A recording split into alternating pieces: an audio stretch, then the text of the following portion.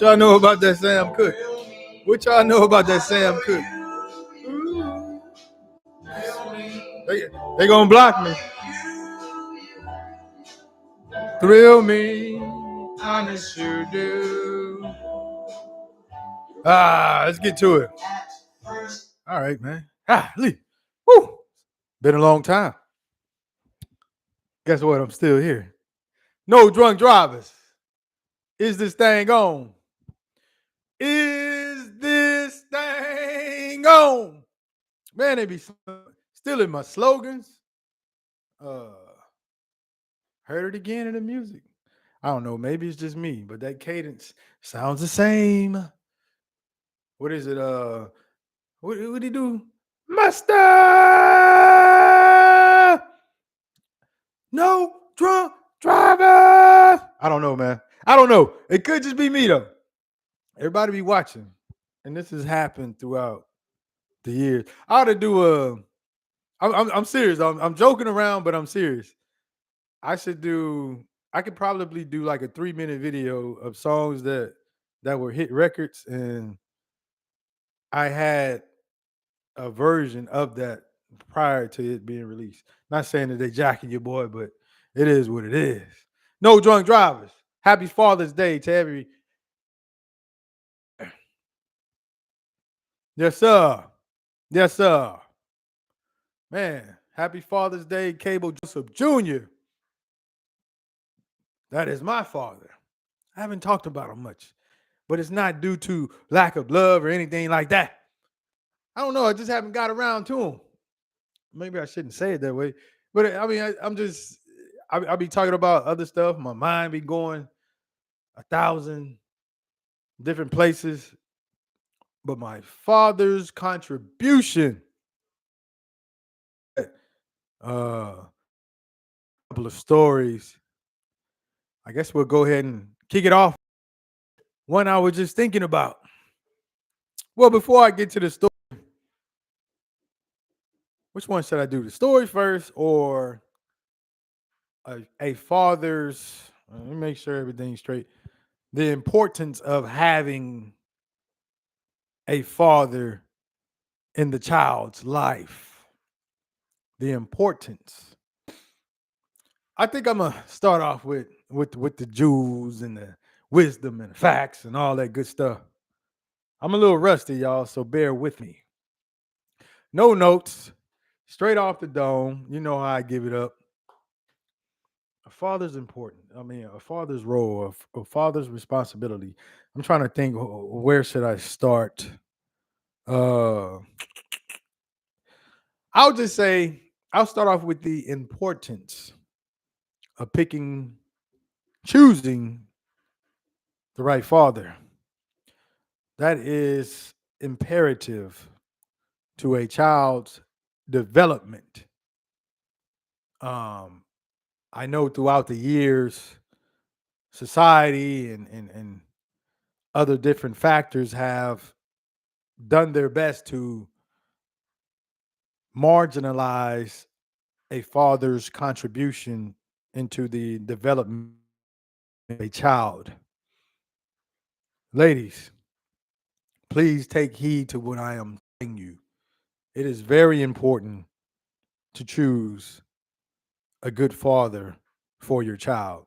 Some of you have found out the hard way, unfortunately. Um, I can't faction or demographic. I'm not sure.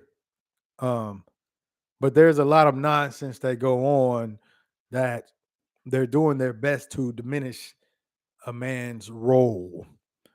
Financially, this is one of the ways that they've done this is through finances. They've tried to marginalize a man's contribution strictly just to, hey, he's just there bringing the bacon home, right? And so if you have a woman that's bringing in the bacon, why do I need a man? Huh? So I can follow that trajectory.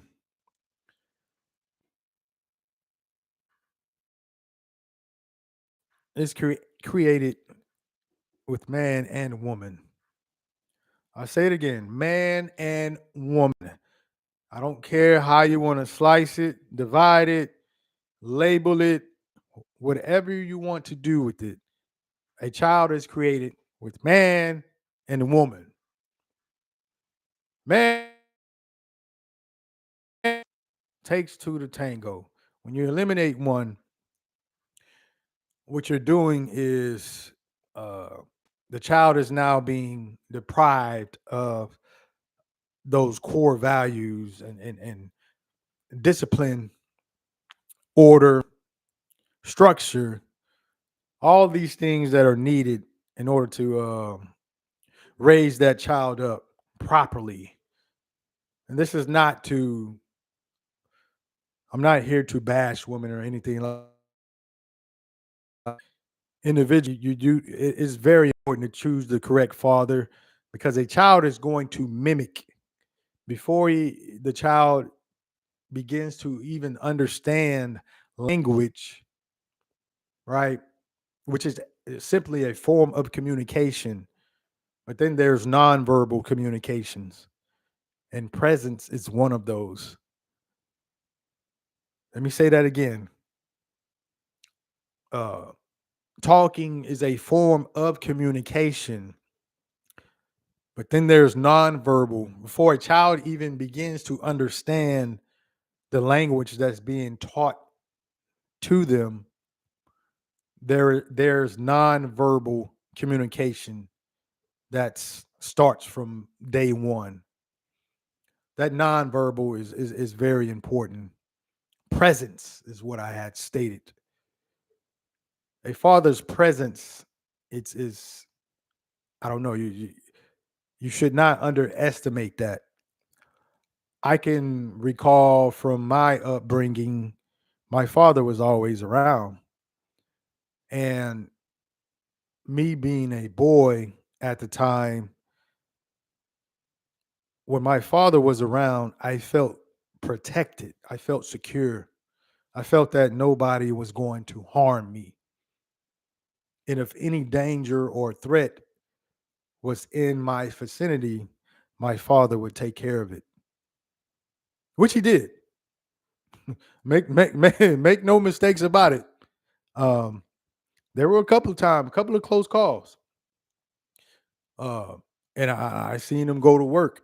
There were close calls, but I felt protected as a child, um, and that just having that I guess you can say that sense of peace that feeling protected brings it plays a role in the development of a child's mind psyche. Think about it. If you're think about as an adult, how do you feel when you are frightened, when you're alone and you're like, oh man, I don't know what to do. You know, think about that. So, and how that can impact a human being if you're frightened or you're scared and you just don't have that feeling of protection. You're not going to be. You're going to be distracted, right? It brings a certain level of being distracted. Um, your concentration, right? Think about that. Being distracted. I just said distraction and concentration, and we're talking about a child.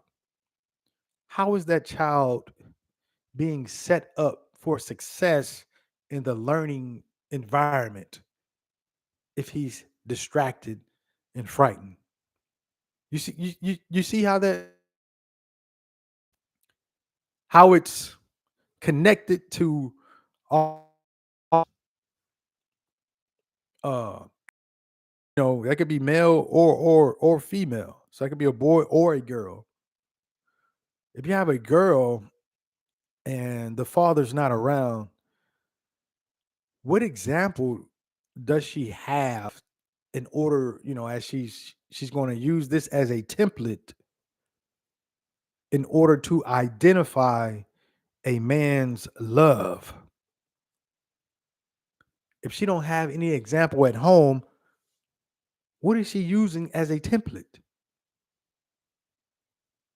And I think this ties into, that's why I say it's very important to choose who you procreate with. Very important. How are you able to identify if there's no? This is during the developmental stages of one's, as you grow into adulthood. So that's just something for you to think about. I want people to really ponder on that, right? Uh, but yeah, child. I mean, a father's presence. Um, and here goes the story part. I remember growing up, because I had my brothers, so I have two brothers, and so being in that household. Now that I look back, it was a male dominated household. I didn't grow up around women like that. It was just my mom. She was the only female presence for a long time, right? And until we got older and stuff like that. But just growing up, it was always males. And so looking back, we always had order. I know now why we had order because my father was there to establish that order. But what if we did not have that order? Just thinking about how chaos would ensue. I I I, I used to visit some of my friends' houses, and not all of them fit this description, but it was like night and day. When there's no father around compared to how my household was. My father was always around, and I remember seeing that, especially as I reflect. But yeah, he maintained and he kept that order. He kept that discipline. He made sure we did our chores, right? Taught us through nonverbals or probably verbal as well. Do not mess with a grown man. I learned that very early. See, and I don't see this today. It could go on today. I'm not sure, but I see a lot of stuff online, and just that basic principle of staying in a child's place and do not mess or test a grown man. And I didn't understand that as a child. I just knew that, hey, that grown man was stronger than me. They can overpower me, which can hurt me.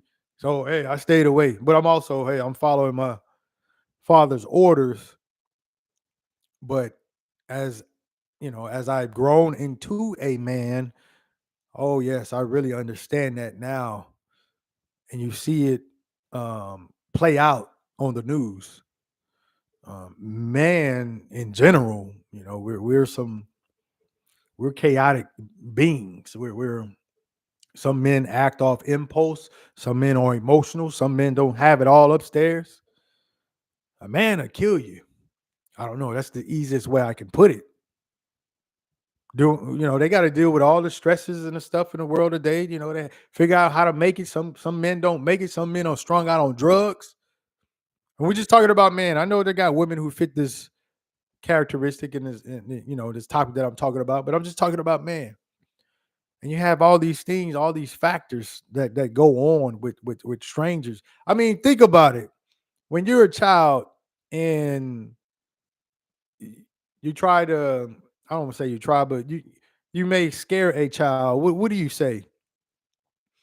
You talk about the boogeyman, keyword man. Uh-oh, the boogeyman. Yeah, we all know, never seen a boogeyman, but we know who that boogeyman is. Never seen him. But the boogeyman scared the dog out of us. I know it did with me. Oh, here go a good one right here. There go that man. Watch out for that man around the corner. Uh-huh. When it's dark. Oh, there go that man. Look at that man in the bushes. They go that yeah, you wanna see some kids take off running? Go ahead and tell them that. Especially when it's dark. Y'all walking on the sidewalk. And one of y'all yell out, oh, who's that man in the bushes? You gonna take off running?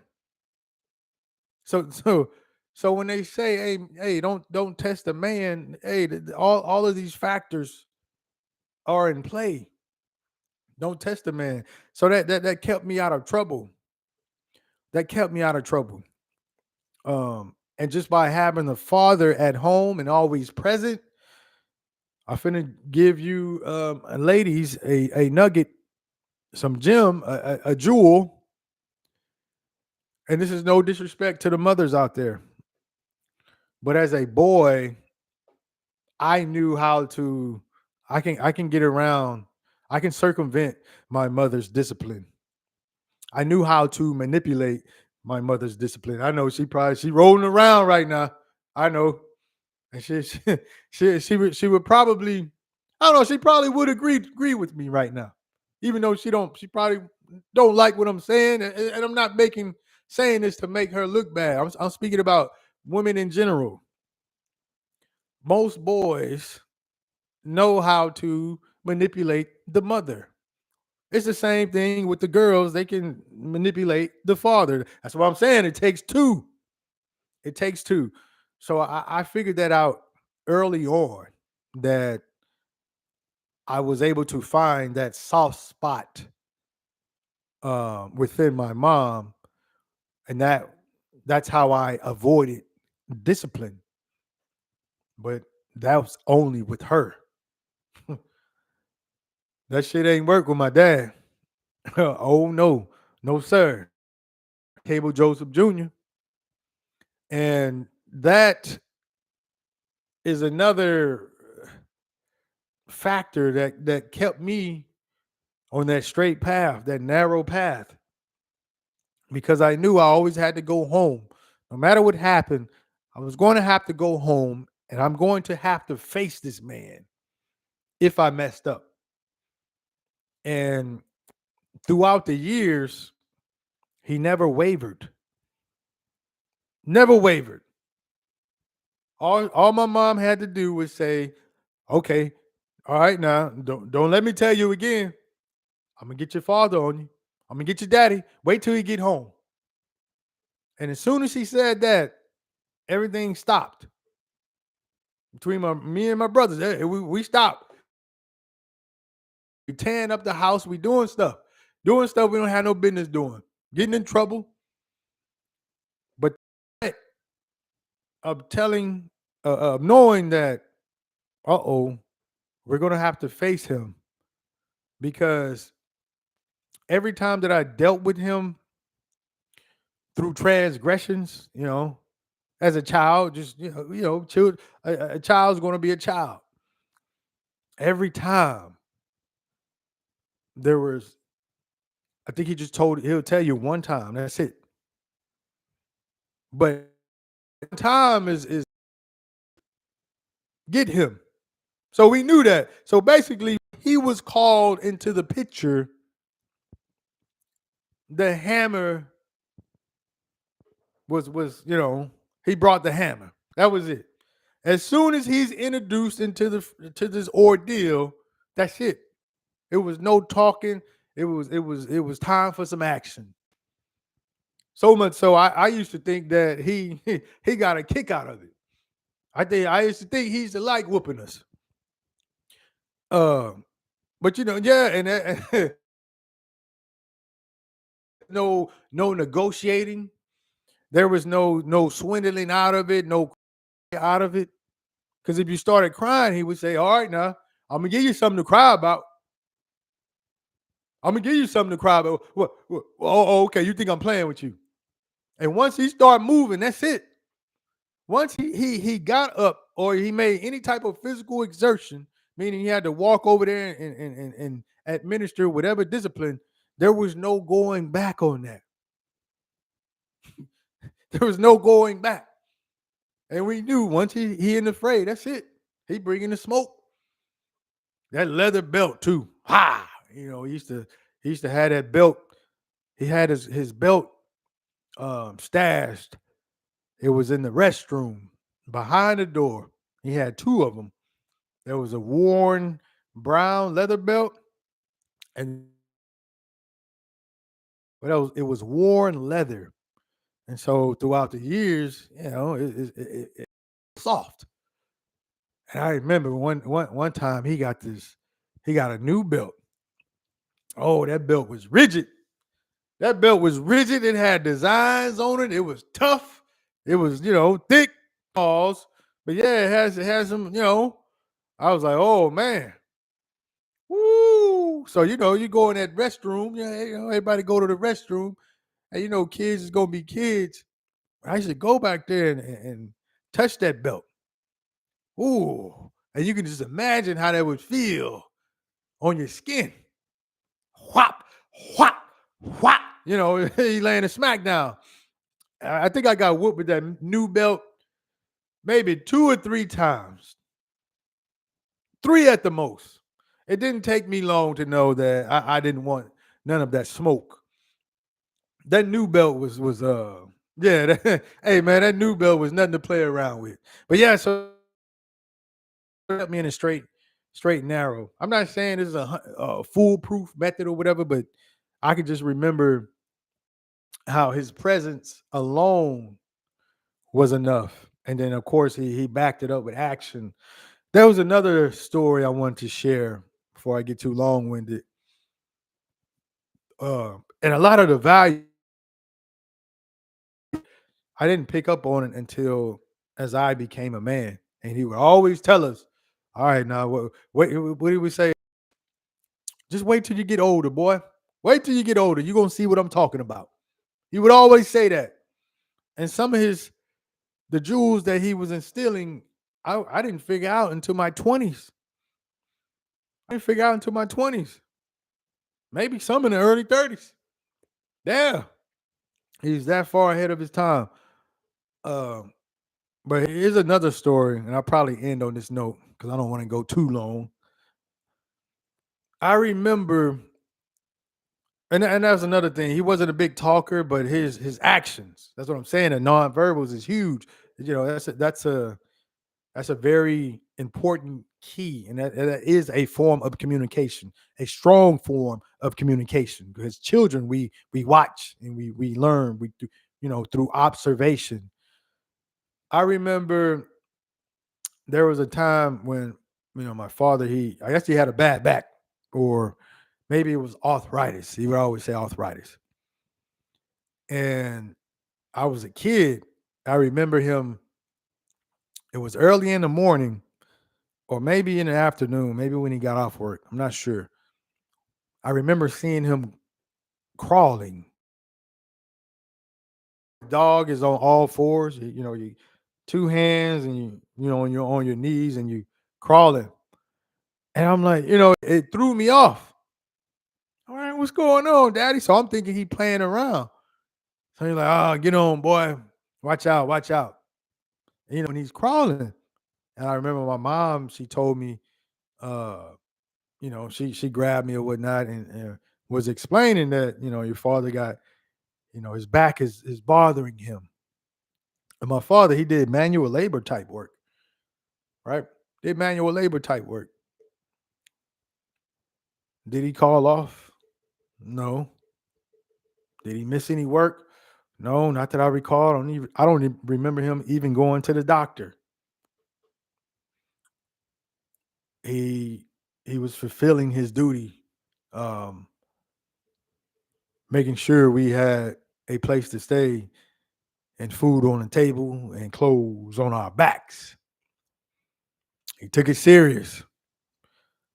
So as a child, I didn't realize but as I've grown into a man, I'm like, wow, daddy did that.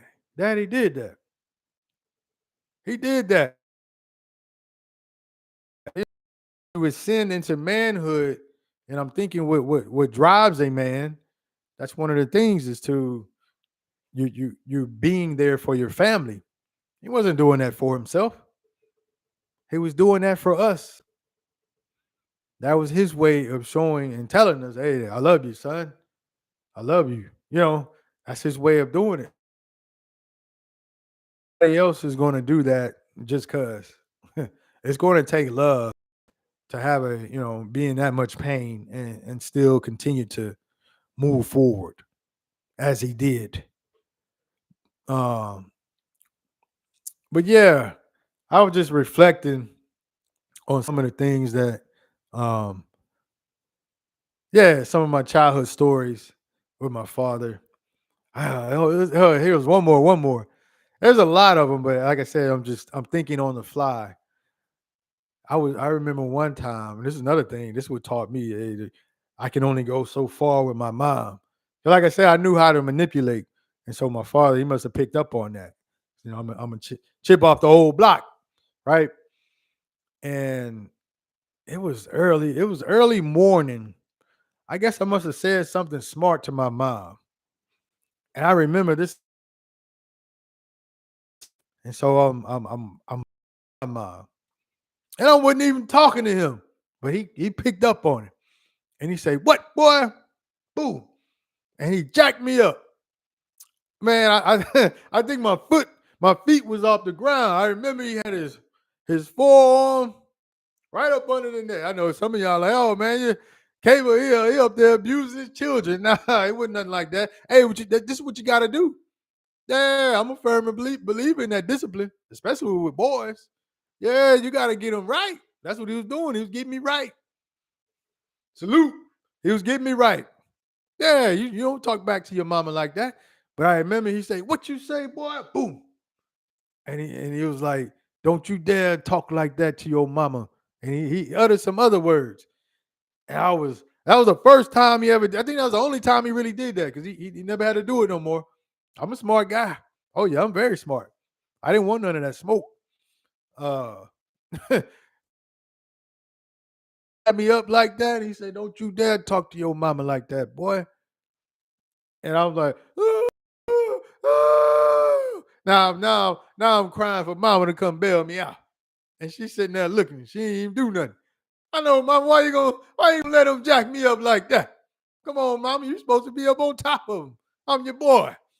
Nah, but they were working together though. They were working together. And that's one thing my mama she never did disclose. She used to always, make it seem like she always on our side. Nah, she was on his side. When I look back, nah, they was tag teaming us. They was tag teaming us. Yeah, you had me fooled, making me think he the bad. Nah, you was the bad guy too. Yeah, when I'm saying bad guys and discipline, because as a child, that's what you think. Anything associated with discipline is bad. That's what we know because it don't feel good. We want all the stuff that feel good. So when these people out here, they spoiling these kids. No, that ain't the way to go. Somebody has to be the bad guy. I'm not saying women cannot be the bad guy. They got some soft dudes out there and some of the women are the disciplinarian. But you got to have balance and order. I'm just telling you my story, my plight of how I obtained right. Uh, uh yeah. Yeah, I remember that too. I can do a whole series on that. But yeah, happy Father's Day. Hopefully, I was able to convey the message that I convey, or deliver some jewels. That way, you take home, you sit on it, you ponder on it, right? Uh, Let me see. Sometimes people be sometimes and I don't respond until like afterwards. But yeah, that's it. Happy Father's Day. Look at this. Oh, the bandana then went up. Happy Father.